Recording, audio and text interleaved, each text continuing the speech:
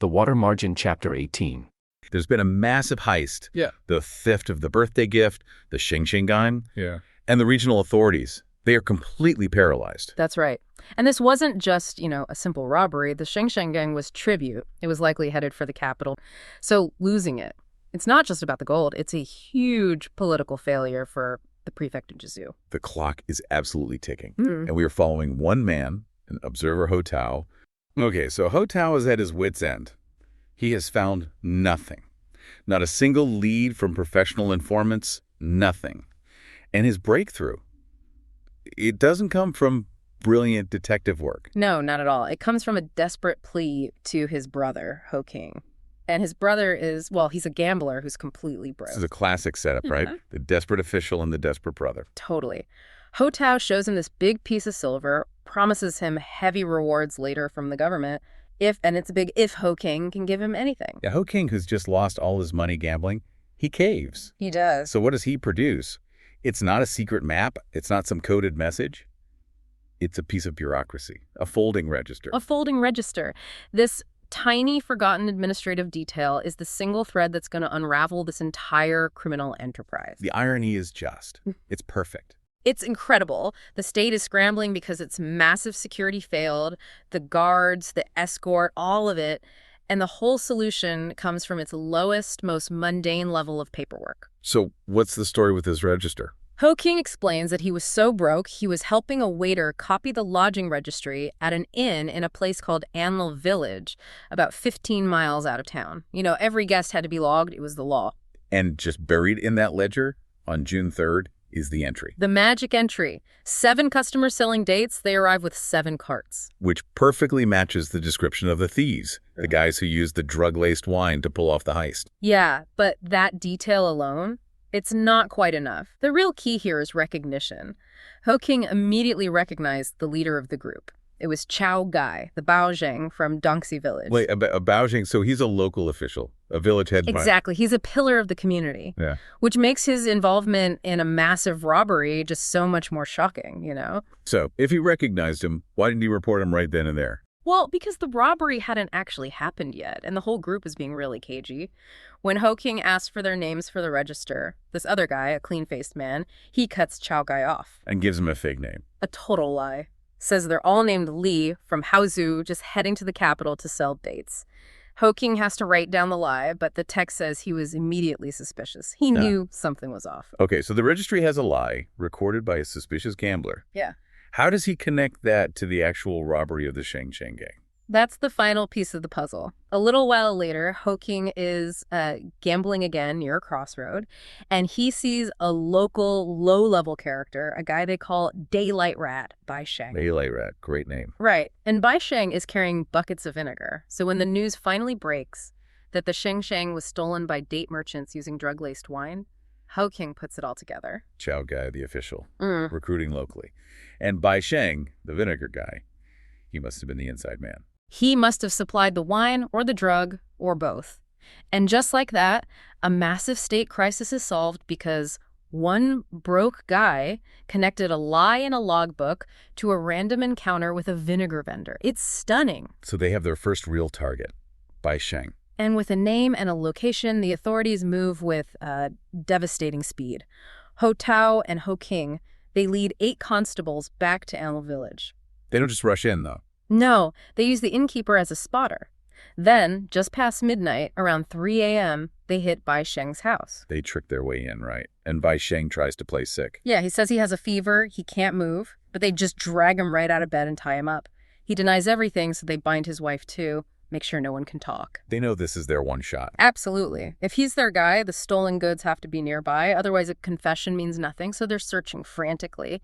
And they find it. I mean, exactly where you'd expect a guilty man to hide something. Under the bed. I love that detail from the text that the constables notice the ground. The dirt under the bed is uneven. That tiny little detail, that's all the proof they need. So they start digging. They dig down less than 3 feet, and there it is, a hidden package of gold and silver. Wow. And at that moment, every denial Bai Sheng could possibly make is just. It's useless. They have the proof. The text says he turns ash gray. It's game over. Completely. Yeah. At that point, the confession is just a formality. They have the evidence. Now they just need the names. And the next steps are really fast and really brutal. They march him back to Jizu City overnight. By dawn, the prefect is waiting, and the interrogation starts immediately. This is where you really see the harshness of the legal system at the time. No due process here. Not at all. They need answers, and they need them now. He's tortured, beaten 3 or 4 times, the text says, until his skin was torn and bleeding. And under that kind of pressure, he breaks. He breaks, and he confirms Ho King's suspicion. He names Chao Guy as the ringleader. But not the others. No. He holds firm that he didn't recognize the other 6 men.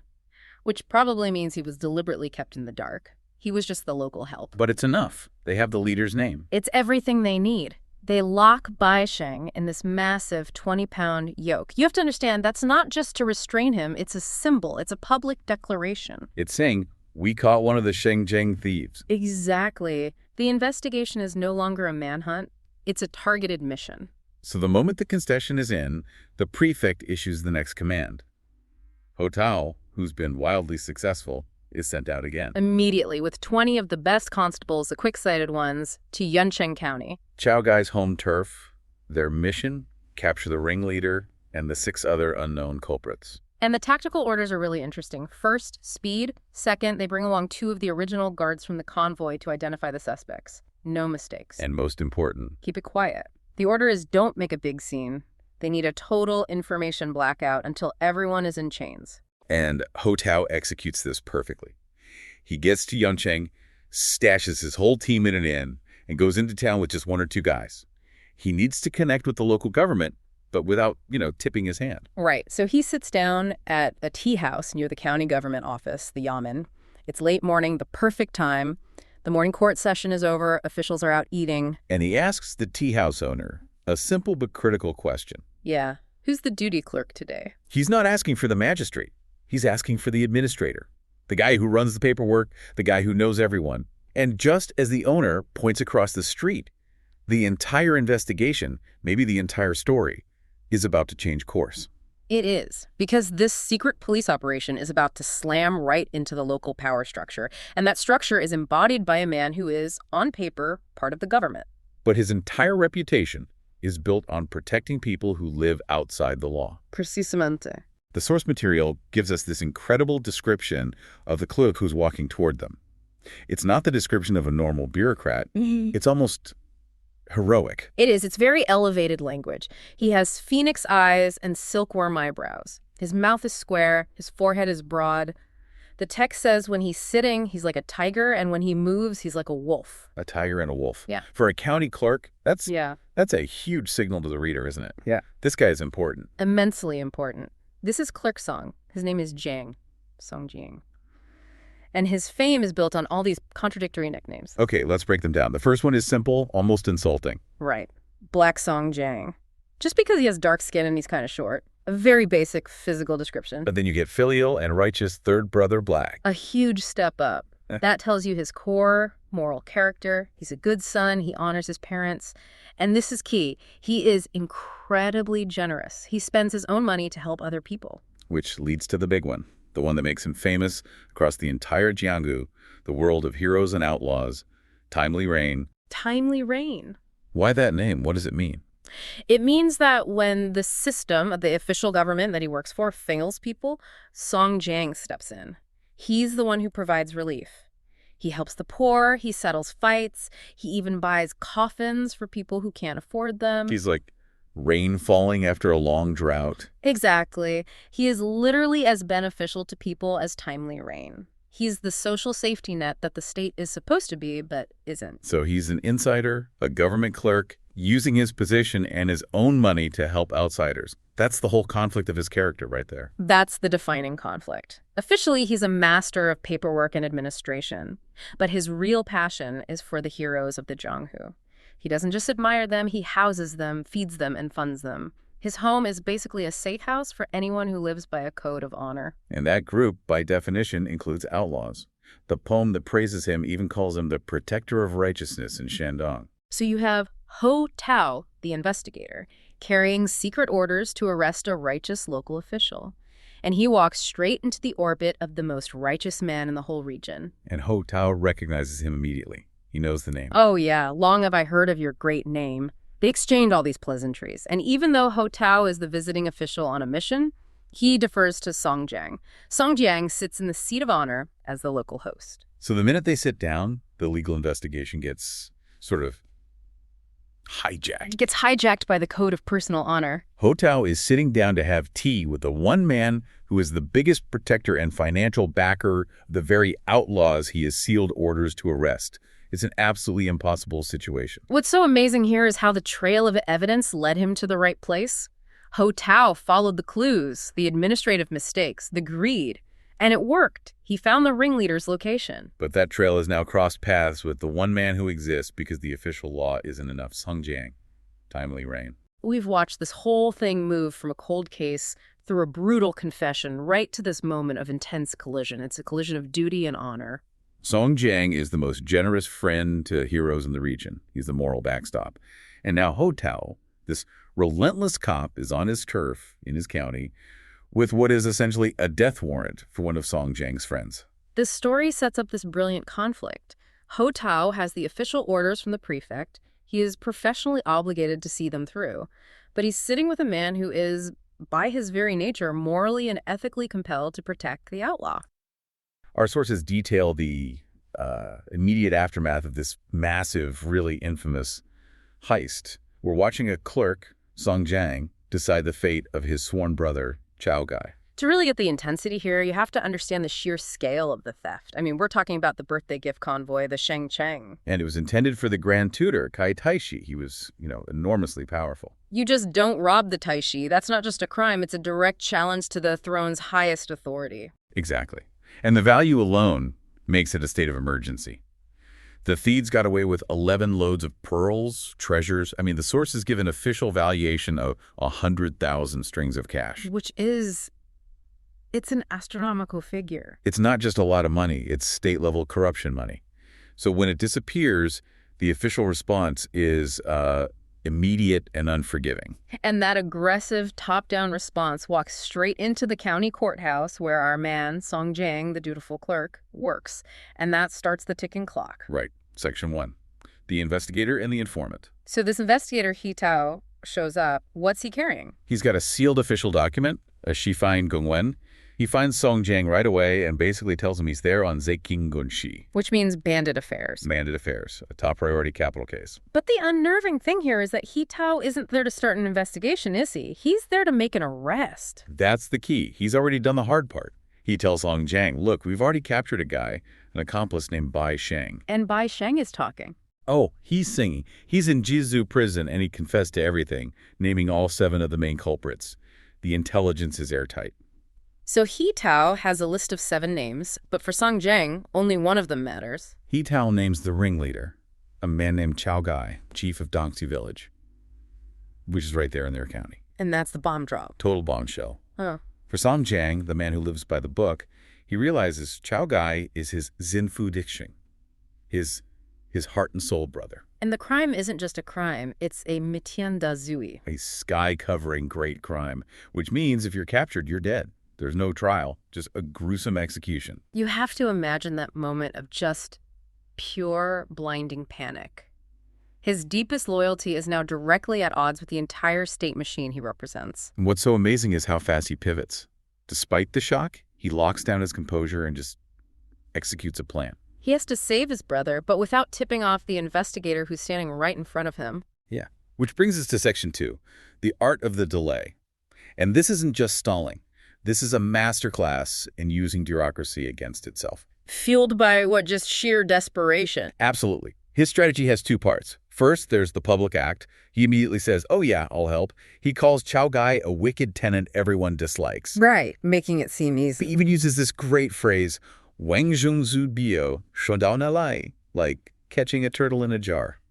Simple. He completely disarms the investigator. Yeah. But then comes the real genius, the bureaucratic obstruction. How do you legally stop a man with a sealed warrant?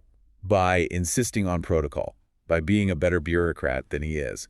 He says, look, this document, this Gumwen, it's too important for a clerk like me to just handle. He's using his low rank as an excuse. Precisely. He convinces Tao that the document has to be handed personally to the magistrate, the Benguan, and it has to be done in open court, Deng Ding. So, wait, by insisting on the proper, formal procedure, he grinds the whole investigation to a halt. He forces it into a holding pattern. It's a mandatory delay. An arrest warrant needs the magistrate's stamp. And for something this big, you have to do it in open court. It's a perfect slowdown tactic. And then he twists the knife. He says, oh, and, the magistrate is resting right now, Xuandelish Yaxia. He's a bit tired from the morning. Why don't you wait in the tea house across the street? And that waiting period, that's his window. That's everything. He tells Tao he's just going to pop home for a minute, some family affairs to take care of, and he'll be right back to help. And Tao buys it. He's just been completely, expertly manipulated. He has no idea. He's just given the clerk the exact amount of time he needs to blow up the entire state's case. Which sets up this incredible high-stakes drama in Section 3, the warning ride. I mean, Song Jiang knows his time is so limited. Minutes, maybe an hour at most, before that magistrate is back in court. He just sacrifices everything right there. First, he tells his attendant, keep an eye on the court. He needs to know when his time is up. Good thinking. Then he saddles his own horse and just bolts out the east gate. The source describes his ride as fei yisi. Flew like an arrow. Exactly. Just flying toward Dongxi village. He's risking certain death to save his friend. He makes it to the village, finds Chao Gai's estate, and there he is, in the back garden, drinking wine under a grape arbor, completely oblivious. And he's not alone, right? No, he's with 3 of the other main conspirators, Wu Yang, who's the strategist, Gong Sun Sheng, and Lu Tang. The Ruan brothers had already gone home to Shiji village. So Song Jiang gets there, pulls Chao Gai aside, and he doesn't waste a single second. No pleasantries. Yeah. Just the facts. Bai Sheng confessed. Tao is in town, the official papers are coming, you have to run, now. And then he delivers that famous line, the piece of advice that, defines their entire future. San Shi Liu Ji, Xin Wei Shang Ji. Of the 36 stratagems, run is the best policy. He tells them, burn your homes, abandon everything, and just go. Or you're all dead. He's just thrown his entire life and career away to save his brother. It's a reckless, incredible act of loyalty, and it immediately seals his fate as an enemy of the state. So that brings us to Section 4. Loyalty versus law. What's Chao Gai's reaction? It's just overwhelming gratitude. It's profound. He knows exactly what Song Jiang just risked. He calls him a benefactor, saying his great kindness is hard to repay. San di da nan bao. But Song Jiang can't stay for thanks. He has to get back. Right. He tells him, get moving now, gives a quick word to the other man, and then he's back on his horse, racing to the county seat. He has to beat Tao back to court and pretend like nothing happened. This choice he makes, protecting a criminal over his duty, it's so significant that the source material actually pauses to comment on it. It does. It includes a poem written by some unnamed scholar that just dissects Song Jiang's dilemma. It gives us that external perspective we need. What does the scholar say? Because from one angle, he's protecting a brother. From another, he's aiding and abetting a major thief. The poem lays out this stark choice. It asks, should he have chosen to shrink Qingming Zone, maintain a pure reputation by upholding the law, or to choose Zhongqing Yi Qigao, high-minded loyalty? Civil virtue versus the bond of brotherhood. Exactly. And the analogies the scholar uses, they are just crushing. They don't just critique what he did, they question who he is. What are they? Well, after a bit about a sparrow and a hawk, it gets right to the point. The poem asks, and this is aimed right at Song Jiang's betrayal of his duty, if a cat keeps company with rats, can it still be called a cat? Wow, that's brutal. It is. The cat is the official, the one who keeps order. The rats are the criminals. By helping them, he has fundamentally destroyed his own identity as an official. He basically shed that identity the moment he rode out the gate. He became an accomplice to a capital crime. He chose the outlaws over the bureaucrats. So while Song Jiang is racing back to put his official mask back on, Chao Gai and his men have to figure out their next move. And that takes us to Section 5, the escape strategy. Chao Gai is the leader, but he's shaken. He turns to the strategist, Wu Yang, and asks him what to do. And Wu Yang, I'm guessing, agrees with the run-for-it plan. He does, but he's already got a destination in mind. He says we pack up 5 or 7 loads of goods. Which is the leftover treasure from the heist. Exactly, their getaway money. And they head straight for the Ruan brothers in Shiji village. And the location of Shiji village is no accident, right? It's strategically important. It's the key to their entire future. Shiji village is right on the edge of the massive Liangshan Marsh. The famous bandit stronghold? The source calls it a flourishing and thriving stronghold, Shanzai, Hexiang, and Jingwang. It starts as their last resort, but it very quickly becomes their first choice. So that stolen fortune, the 100,000 strings of cash, it becomes their ticket into the outlaw world. Right, and this leads to one of the most cynical but revealing lines in the whole story. Wu Yang says they can use the gold and silver to buy their way into the organization. Making what observation? The bitter observation that Inadao Yuransi Mingaguan buying banditry is like buying office. That's incredible. It's a perfect summary of the era's cynicism, isn't it? Completely. The only difference between buying a government post and buying a place among outlaws is the scenery. They're using the money they stole from a corrupt system to join the system that fights it. So they move fast. Immediately, Wu Yang and Lu Tang grab the treasure and a few loyal villagers and head out first to Shiji village. Chao Gai and Gongsun Sheng follow right behind them. We're watching a local government just... They're hunting this famous outlaw, Chao Gai, and his crew. But the deeper you dig, the clearer it becomes. The guys running the chase actually respect the man they're supposed to catch. They respect him more than the central government they work for. Exactly. Okay, so the whole thing kicks off with the arrival of this massive sealed government document. Right, from Jizu Prefecture. And it warns of an urgent matter of thief situation. So this is serious. It's not just about, some stolen goods. The political pressure here is immense. And that's what makes the first act of sabotage so clever. Song Jiang. And he's the outlaw's first line of defense. He is. He meets the investigator from Jizu, this guy He Guancha, and he immediately stalls him. With what excuse? The best kind. He claims he was held up discussing family affairs with a relative. Huh. That's so beautifully mundane. It's like saying, sorry, my Wi-Fi was out. It is. But it works. It buys just enough time for Chao Gai's network to get the warning. And it really sets the tone, doesn't it? That local officials value their own connections over these urgent demands from the capital. Absolutely. Yeah. So when Song Jiang finally brings the investigator to the county magistrate, Shi Wenbin, the magistrate looks at the warrant and you can just feel the panic. He realizes the political risk. A huge risk. The magistrate reveals this warrant didn't just come from some regional office. Yeah. It came directly from the Grand Tutor's office. And the Grand Tutor, just for context, he represents the very top of the imperial power structure. Often corrupt, always powerful. So a warrant from his office means this isn't about property anymore. It's a direct challenge to the court's authority. Failure would be, well, politically catastrophic for every single person involved. And yet, despite that terrifying backdrop, what's the first thing the magistrate says? It's incredible. He says he knows the target, Chao Gai, is a Hihan. A good hero. Yeah, it's the ultimate paradox. He's terrified of the Grand Tutor, but he personally respects the man he's supposed to arrest. So the whole operation is poisoned from the start. If the man at the top already respects the target. What are his constables going to do? The guys who live by the local code of honor. Okay, let's unpack this. The warrant is hot, the stakes are national, but the locals have already decided the target is a hero, not a criminal. And that conflict right there sets the stage for the entire betrayal. It's a choice between duty to a corrupt central power and honor to a local figure. For these guys, that choice is easy. It seems so. But the magistrate, he still has to look like he's doing his job. Right, he has to act. So he gets his guys together fast. He calls the commandant and his two top chief constables, Zhu Tong and Lei Heng. These two are the muscle, the local law enforcement. And they gather a serious force, over 100 people. Oh, yeah. Horsemen, archers, even local militia. They're armed with ropes, weapons. They're ready for a siege. They march at night around 9 p.m. toward East Stream Village. And they meet up quietly outside the target's manor at a place called Guanyin Nunnery. And that's where the real trap is set. The trap within the trap. Exactly. Zhu Tong, one of the chief constables, steps up and he launches into this strategic debate. Which we know from the source material is just a complete performance. It's a total feint.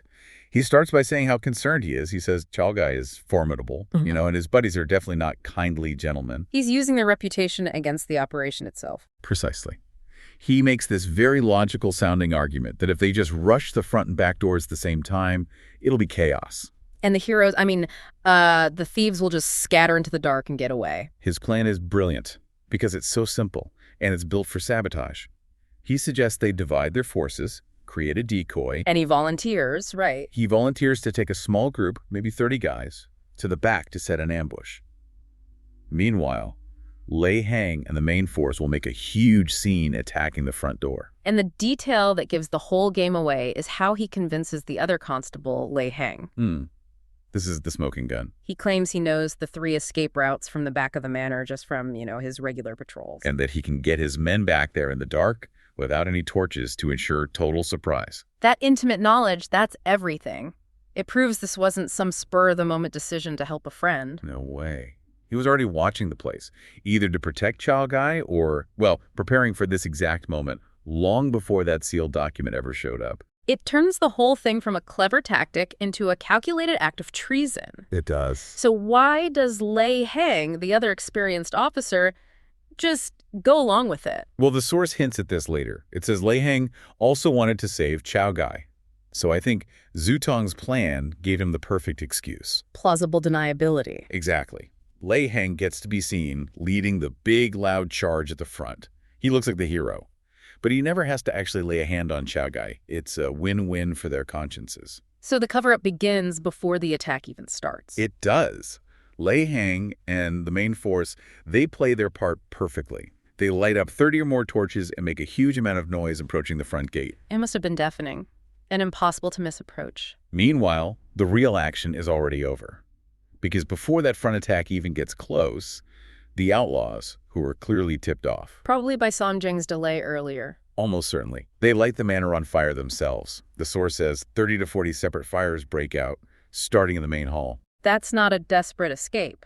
That's a planned diversion. The fires light up the whole sky, creating a signal and a perfect smokescreen. And this is where the source material just pulls back the curtain entirely. It says it plainly. Zhu Tong had the intention of releasing Chao Gai.